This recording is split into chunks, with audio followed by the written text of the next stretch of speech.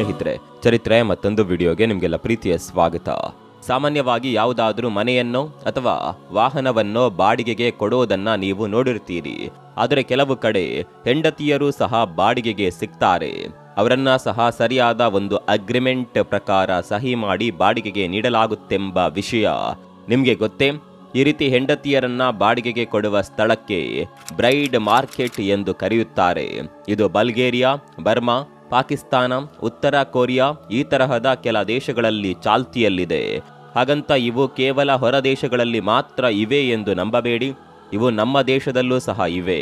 ಇಲ್ಲಿಯ ಮಧ್ಯಪ್ರದೇಶದ ಶಿವಪುರಿ ಎಂಬಲ್ಲಿ ಇಂತಹ ವಿಚಿತ್ರ ಮಾರ್ಕೆಟ್ಗಳಿವೆ. ಹಾಗೂ ಇವು ಇಲ್ಲಿ ಶತಮಾನಗಳಿಂದಲೂ ಸಹ ಜಾರಿಯಲ್ಲಿರುವ ಸ್ಥಳಗಳು. ಇದು ಇಲ್ಲಿಯ ಒಂದು ಸಂಪ್ರದಾಯವಂತೆ. ಇವರು ಇದನ್ನ ದಾದೀಚಾ ಪ್ರಥಾ ಎಂದು ಕರೆಯುತ್ತಾರೆ. ಇಲ್ಲಿ ಅವರು ಪತ್ನಿಯರನ್ನ ಬಾಡಿಗೆಗೆ ಖರೀದಿ ಮಾಡ್ತಾರೆ. ಇದು ಕೇವಲ ಮಧ್ಯಪ್ರದೇಶದಲ್ಲಿ ಮಾತ್ರ ಇಲ್ಲ, ಇದು ಬಿಹಾರ, ಒರಿಸ್ಸಾ, ಜಾರ್ಖಂಡ್, ವೆಸ್ಟ್ ಬೆಂಗಾಲ್ ಮೊದಲಾದ ಕಡೆ ಈಗಲೂ ಅವ್ಯಾಹತವಾಗಿ ಜಾರಿಯಲ್ಲಿರುವ ಪರಂಪರೆ. NCRB national crime records bureau ಇದು ನೀಡಿರುವ ಅಂಕಿ ಅಂಶಗಳ ಪ್ರಕಾರ 2013ರವರೆಗೆ ಇಲ್ಲಿ ಸುಮಾರು 20,000ಕ್ಕೂ ಹೆಚ್ಚು ವಧುಗಳು ಬಿಕರಿಯಾಗಿದ್ದಾರೆ. ಅದು ಸಹ 10 ರಿಂದ 30 ವರ್ಷದ ನಡುವಿನ ಆಸುಪಾಸಿನವರು.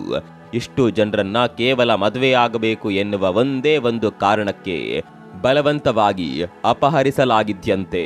ಈ ವಿಷಯವು ಸಾಕಷ್ಟು ಕಾಲದವರೆಗೂ ಹೊರಗೆ ಗೊತ್ತೇ ಆಗಿರಲಿಲ್ಲ. ಬಹಳ ಕಾಲದಿಂದಲೂ ಇದು ರಹಸ್ಯವಾಗಿಯೇ ನಡೆಯುತ್ತಿತ್ತು. ಹರಿಯಾಣ ರಾಜ್ಯವೊಂದರಲ್ಲೇ 100 ಜನ ಈ ರೀತಿ ಮಾರಾಟವಾದ ಸ್ತ್ರೀಯರಿದ್ದಾರೆ. ಹಾಗೂ ಇವರ ಜೀವನ ಅತ್ಯಂತ ಸಂಕಷ್ಟದಿಂದ ಸಾಗ್ತಾ ಇದೆ. ಕೆಲ ವರ್ಷಗಳ ಕೆಳಗೆ ಡೆಕ್ಕನ್ ಹೆರಾಲ್ಡ್ನಲ್ಲಿ ಈ ಬಗ್ಗೆ ಬಂದ ವರದಿಯಲ್ಲಿ ಇಲ್ಲಿರುವ ಪ್ರತಿಯೊಂದು ಮನೆಯ ಹಿಂದೆಯೂ ಇಂತಹ ಒಂದೊಂದು ಕರಾಳ ಹಿನ್ನೆಲೆ ಇದೆಯಂತೆ. ಈ ವಿಚಿತ್ರ ವಧು ಮಾರಾಟದ ಪದ್ಧತಿ ನಮ್ಮಲ್ಲಿ ಖಚಿತವಾಗಿ ಯಾವಾಗಿಂದ ಇದೆ ಹಾಗೂ ಯಾವಾಗ, ಎಲ್ಲಿ, ಯಾರಿಂದ, ಹೇಗೆ ಮತ್ತು ಯಾಕೆ ಶುರುವಾಯಿತೆಂಬ ಬಗ್ಗೆ ನಿಖರವಾದ ಮಾಹಿತಿ ಇಲ್ಲ. ಆದರೆ ಬಿಹಾರದಲ್ಲಿ ಮಾತ್ರ ಇದನ್ನ ಕನ್ನತ್ ರಾಜವಂಶಕ್ಕೆ ಸೇರಿದ ಅರಸನಾದ ರಾಜ ಹರಿಸಿಂಗ್ ಶುರು ಮಾಡಿದ್ದ ಬಗ್ಗೆ ಕೆಲವು ಖಚಿತ ದಾಖಲೆಗಳಿವೆ. ಇದು ಈತನಿಂದ ಸುಮಾರು ಇಲ್ಲಿಂದ 700 ವರ್ಷಗಳ ಕೆಳಗೆ ಪ್ರಾರಂಭವಾದ ಬಗ್ಗೆ ದಾಖಲೆ ಇದೆ. ಇಲ್ಲಿ ವಧುಗಳು ತಮಗೆ ಬೇಕಾದ ಹುಡುಗ ಅಥವಾ ಯುವಕರನ್ನ ತಮ್ಮ ಶಕ್ತ್ಯಾನುಸಾರ ಆರಿಸಬಹುದು. ಇದನ್ನ ಗ್ರೂಮ್ಸ್ ಮಾರ್ಕೆಟ್ ಅಥವಾ ಸೂರತ್ ಸಭಾ ಎಂದು ಕರೆಯಲಾಗಿದೆ. ರಾಜ ಹರಿಸಿಂಗ್ ಇದನ್ನ ಜಾರಿಗೆ ತರಲು ಇದ್ದ 2 ಮುಖ್ಯ ಉದ್ದೇಶಗಳೇನೆಂದರೆ, ಒಂದು ವರದಕ್ಷಿಣೆಯ ಪದ್ಧತಿಯನ್ನ ವಿವಾಹಗಳಿಂದ ದೂರ ಇರಿಸೋದು ಅಥವಾ ಅಂತರ್ಜಾತೀಯ ವಿವಾಹಗಳನ್ನ ಸ್ಥಾಪಿಸೋದು. ಹೆಚ್ಚು ಕಡಿಮೆ ಇದೇ ತರಹದ ಪದ್ಧತಿ ಆಗ ಇರಾಕ್ನಲ್ಲೂ ಸಹ ಇತ್ತು. ಅದನ್ನ ಬ್ರೈಡ್ ಸೆಲ್ಲಿಂಗ್ ಸಿಸ್ಟಮ್ ಎಂದು ಕರೆಯಲಾಗ್ತಾ ಇತ್ತು. ಈ ವ್ಯವಸ್ಥೆಯ ಬಗ್ಗೆ ಮೊದಮೊದಲು ದಾಖಲಿಸಿದವರು ಹೆರೋಡೊಟಸ್ ಎಂಬ ಚರಿತ್ರಕಾರ. ಈತನನ್ನ ಇತಿಹಾಸದ ಪಿತಾಮಹ ಎನ್ನಲಾಗಿದೆ. ಪ್ರಾಚೀನ ಬೆಬಿಲೋನ್ನಲ್ಲಿ ಕ್ರಿಸ್ತಪೂರ್ವ 5ನೇ ಶತಮಾನದಲ್ಲಿ ಯುವತಿಯರನ್ನ ಮಾರಾಟಕ್ಕಿಡಲಾಗ್ತಾ ಇತ್ತು ಎಂದು ಆತ ತನ್ನ ಕೃತಿಗಳಲ್ಲಿ ಬರೆದಿದ್ದಾನೆ. ಈ ಹರಾಜಿನಲ್ಲಿ ಯಾವುದೇ ಯುವತಿ ಮದುವೆಯ ವಯಸ್ಸಿಗೆ ಬಂದಿದ್ದರೆ ಮಾತ್ರ ಆಕೆಯನ್ನ ಮಾರಾಟಕ್ಕಿಡುತ್ತಿದ್ದರು. ಈ ಪರಂಪರೆ ಮುಂದೆ ನಾನಾ ಬದಲಾವಣೆ ಪಡೆದು ಸಾಕಷ್ಟು ನಕಾರಾತ್ಮಕ ಪರಿಣಾಮ ಬೀರಲು ಶುರುವಾಯಿತು. ಭಾರತದಲ್ಲಂತೂ ಬಾಡಿಗೆಗೂ ಈ ರೀತಿ ಹೆಣ್ಮಕ್ಳನ್ನ, ಅದರಲ್ಲೂ 8 ರಿಂದ 15 ವರ್ಷ ವಯಸ್ಸಿನ ಬಾಲಕಿಯರನ್ನ ಸಹ ಇಲ್ಲಿ ಬಳಸುತ್ತಿದ್ದರು. ಈ ರೀತಿ ಅಪ್ರಾಪ್ತರನ್ನ ಬಿಕರಿಗಿಡಲು ಇದ್ದ ಮುಖ್ಯ ಕಾರಣ, ಈ ಸಣ್ಣ ವಯಸ್ಸಿನ ವರ್ಜಿನ್ ಬಾಲಕಿಯರಿಗೆ ಇಂತಹ ಮಾರ್ಕೆಟ್ಗಳಲ್ಲಿ ತುಂಬಾ ಬೇಡಿಕೆ ಇತ್ತು. ಇಂತಹ ಅಪ್ರಾಪ್ತ ವಯಸ್ಸಿನ ಮಕ್ಕಳ ಮಾರಾಟವು ಹೆಚ್ಚಾಗಿ ಮಧ್ಯಪ್ರದೇಶದಲ್ಲಿ ನಡೆಯುತ್ತಿತ್ತೆಂದು ಲೀಗಲ್ ಸರ್ವಿಸಸ್ ಇಂಡಿಯಾ ಎಂಬ ಏಜೆನ್ಸಿಯೊಂದು ವರದಿ ಮಾಡಿದೆ. ಮಧ್ಯಪ್ರದೇಶದ ಈ ದಾದಿಚಾ ಪ್ರಥಾ ಎಂಬ ಕರಾಳ ಪದ್ಧತಿಯ ಬಗ್ಗೆ ಸಾಕಷ್ಟು ಸಂಗತಿಗಳನ್ನ ಬಯಲು ಮಾಡಿದ್ದಾರೆ. ಇದು ಅಲ್ಲಿ ಪ್ರತಿ ವರ್ಷಕ್ಕೆ ಒಮ್ಮೆ ನಡೆಯುವ ಉತ್ಸವ. ಸುತ್ತಮುತ್ತ ಇರುವ ಪರಿವಾರದ ಜನ ತಮ್ಮ ಮನೆಯ ಮಗಳನ್ನ ಹಾಗೂ ತಮ್ಮ ಪತ್ನಿಯರನ್ನ ಸಹ ಬಾಡಿಗೆಗೆ ಬಿಡಲು ಇಲ್ಲಿಗೆ ಕರೆತರುತ್ತಾರಂತೆ. 1 ಗಂಟೆಗೆ, 1 ವಾರಕ್ಕೆ, 1 ತಿಂಗಳಿಗೆ, 1 ವರ್ಷಕ್ಕೆ, ಹೀಗೆ ವಿವಿಧ ಅವಧಿಗಳಿಗೆ ಹೆಣ್ಮಕ್ಳನ್ನ ಬಾಡಿಗೆಗೆ ಕೊಡಲಾಗುತ್ತದೆ.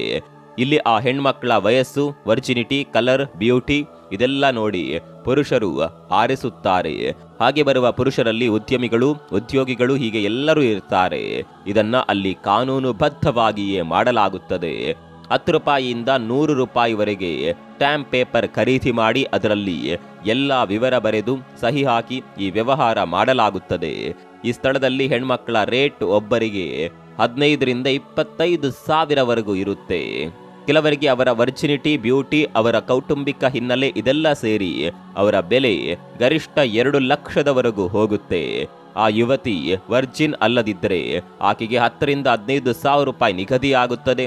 ಹಾಗೂ ಈ ಹಿಂದೆ ಅವರು ಎಷ್ಟು ಸಲ ಯಾರ್ಯಾರಿಗೆ ಈ ರೀತಿ ಬಿಕರಿಯಾಗಿದ್ದಾರೆ ಅನ್ನೋದು ಸಹ ಅಲ್ಲಿ ಕೌಂಟ್ ಆಗುತ್ತಂತೆ. ನಿಗದಿತ ಅವಧಿ ಮುಗಿದರೂ ಆ ಯುವತಿ ಇನ್ನೂ ಬೇಕು ಅನಿಸಿದ್ದಲ್ಲಿ ಆಗ ಆ ಅಗ್ರಿಮೆಂಟ್ ಅನ್ನ ಮತ್ತೆ ರಿನಿವಲ್ ಸಹ ಮಾಡಿಕೊಳ್ಳಲು ಇಲ್ಲಿ ಅವಕಾಶ ಇದೆ. ಇದರಿಂದ ನಿಜವಾದ ತೊಂದರೆ ಅನುಭವಿಸೋದು ಮಾತ್ರ ಆ ಯುವತಿಯರು. ಅವರು ಇದರಿಂದ ಭಾವನಾತ್ಮಕವಾಗಿ, ಮಾನಸಿಕವಾಗಿ ಹಾಗೂ ದೈಹಿಕವಾಗಿ ತೀರಾ ಅವಸ್ಥೆ ಪಡುತ್ತಾರೆ. ಇದರ ಜೊತೆಗೆ ಅವರಿಗೆ HIV ಏಡ್ಸ್ ಅಥವಾ ಹೆಪಟೈಟಿಸ್ ಬಿ ತರಹದ ಮಾರಕ ಕಾಯಿಲೆಗಳು ಸಹ ಅಂಟಿಕೊಳ್ಳುತ್ತವೆ. ಈ ರೀತಿ ಬಲಿಯಾದವರಲ್ಲಿ 8 ವರ್ಷದ ಬಾಲಕಿಯೂ ಸಹ ಒಬ್ಬಳು.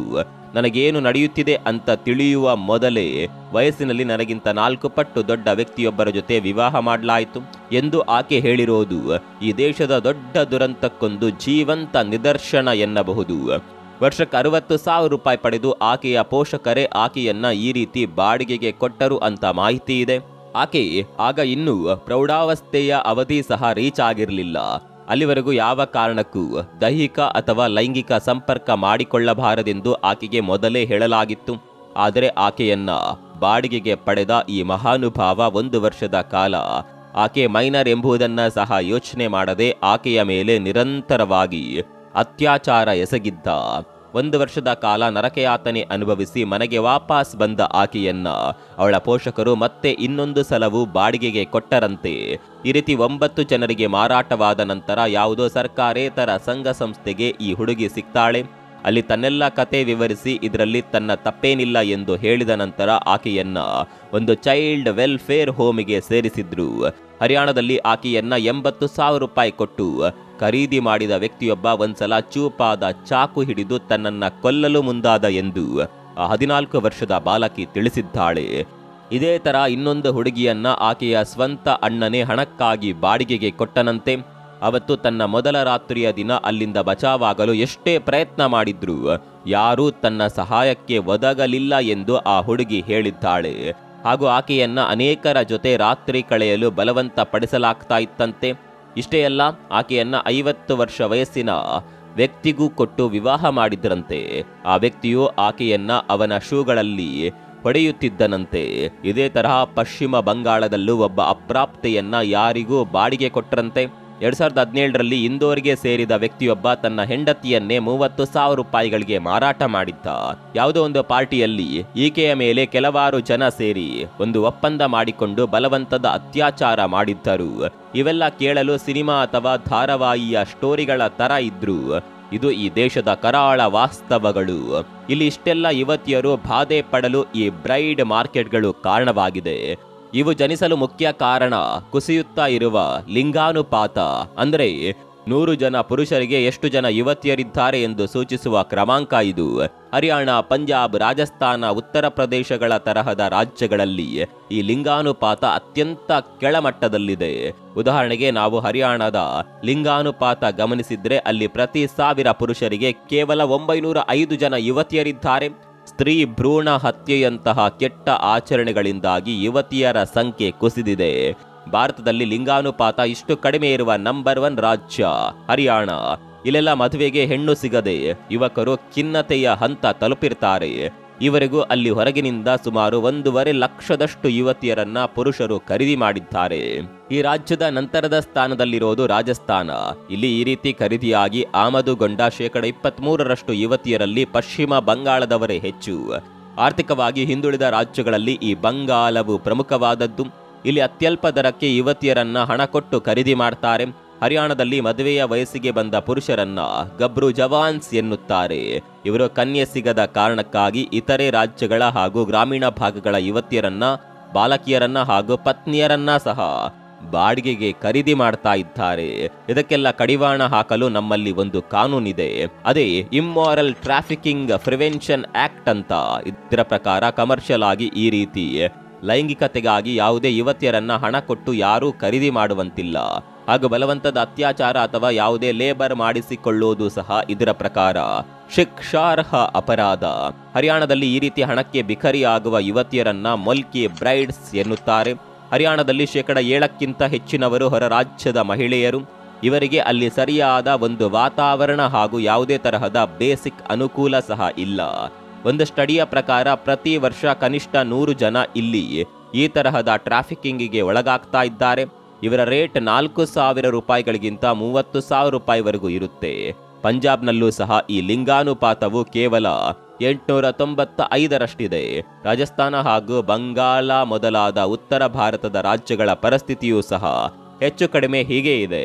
ಧನಿಕ ಪುರುಷರೆಲ್ಲ ಇಲ್ಲಿಗೆ ಬಂದು ಕಾಂಟ್ರಾಕ್ಟ್ ಬೇಸಿಸ್ ಮೇಲೆ ಇಂತಹ ಅಸಹಾಯಕ ಯುವತಿಯರನ್ನ ಬಾಡಿಗೆಗೆ ತೆಗೆದುಕೊಂಡು ಹೋಗ್ತಾರೆ. ಅಸ್ಸಾಂ, ಒಡಿಸ್ಸಾ, ಆಂಧ್ರ, ಬಿಹಾರ, ಜಾರ್ಖಂಡ್, ಬೆಂಗಾಲ್ ಹೀಗೆ ಅನೇಕಾರು ರಾಜ್ಯಗಳಲ್ಲಿ ಪತ್ನಿಯರನ್ನ ಸಹ ಬಾಡಿಗೆಗೆ ಖರೀದಿ ಮಾಡಲಾಗ್ತಿದೆ.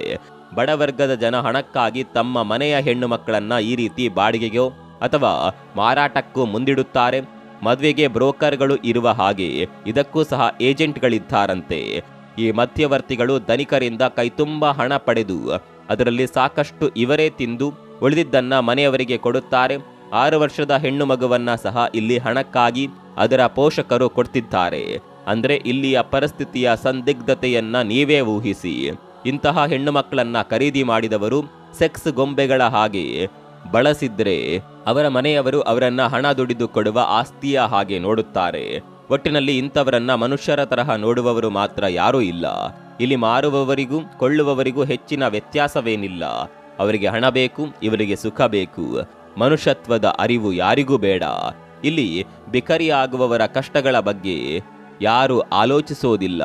ಅವರು ತಾವು ಹೋದ ಮನೆಯವರ ಬಳಿ ಒದೆ ತಿನ್ನುತ್ತಾರೆ, ಬೈಗುಳ ಕೇಳುತ್ತಾರೆ. ಅವರ ಚಾಕ್ರಿ ಮಾಡುವ ಜೊತೆ ಅವರು ಕೊಡುವ ಎಲ್ಲ ಹಿಂಸೆಯನ್ನ ಸಹ ಅನುಭವಿಸಬೇಕು. ಅವರ ಅಡಿಯಾಳಾಗಿಯೇ ಕೊನೆಯವರೆಗೂ ಬಿದ್ದಿರಬೇಕು. ನಮ್ಮದು ಪ್ರಜಾಪ್ರಭುತ್ವ ಇರುವ ದೇಶ. ಇಲ್ಲಿ ಸಂವಿಧಾನ ಇದೆ. ಸಂವಿಧಾನವು ಎಲ್ಲರಿಗೂ ಸಮಾನವಾಗಿ ಬದುಕುವ ಹಕ್ಕು ಕಲ್ಪಿಸಿಕೊಟ್ಟಿದೆ. ಇಂತಹ ಬ್ರೈಡ್ ಮಾರ್ಕೆಟ್ಗಳಿಂದ ನಿತ್ಯ ಅನ್ಯಾಯಕ್ಕೊಳಗಾಗ್ತಿರುವ ಈ ಹೆಣ್ಮಕ್ಕಳಿಗೆ ಈ ಕಾನೂನು ನೆರವಿಗೆ ನಿಲ್ಲಬೇಕು. ಇಂತಹ ನೀಚ ಕೆಲಸ ಮಾಡುವವರ ವಿರುದ್ಧ ಕಠಿಣ ಕ್ರಮ ಕೈಗೊಳ್ಳಬೇಕು. ಯಾವ ರೀತಿ ಬಾಲ್ಯ ವಿವಾಹ ಹಾಗೂ ಬಲವಂತದ ವಿವಾಹಗಳ ಮೇಲೆ ಇದು ನಿರ್ಬಂಧ ಹೇರಿದೆಯೋ ಅದೇ ತರಹ ಈ ಬ್ರೈಡಲ್ ಮಾರ್ಕೆಟ್ಗಳ ಮೇಲೂ ಸಹ ನಿಬಂಧನೆ ವಿಧಿಸಬೇಕು. ಈ ಅಮಾನವೀಯ ಆಚರಣೆಗೆ ಫುಲ್ ಸ್ಟಾಪ್ ತರಬೇಕು. ಇದರಿಂದ ಆಗುವ ದುಷ್ಪರಿಣಾಮಗಳ ಬಗ್ಗೆ ಜನಜಾಗೃತಿ ಮೂಡಿಸಬೇಕು. ಸಮಾಜದಲ್ಲಿ ನಿಜವಾದ ಅರಿವು ಮೂಡಿಸಬೇಕು. ಈ ನಮ್ಮ ವಿಡಿಯೋದಿಂದ ಅದು ಸ್ವಲ್ಪವಾದರೂ ಸಾಧ್ಯವಾಗಲಿ ಎಂಬ ಆಶಯ ನಮ್ಮದು. ಈ ಬಗ್ಗೆ ನಿಮ್ಮ ಅಭಿಪ್ರಾಯವನ್ನ ಕಾಮೆಂಟ್ ಮಾಡಿ. ಮತ್ತೊಂದು ವಿಡಿಯೋದಲ್ಲಿ ಸಿಗೋಣ. ಅಲ್ಲಿವರೆಗೂ ನಮಸ್ಕಾರ.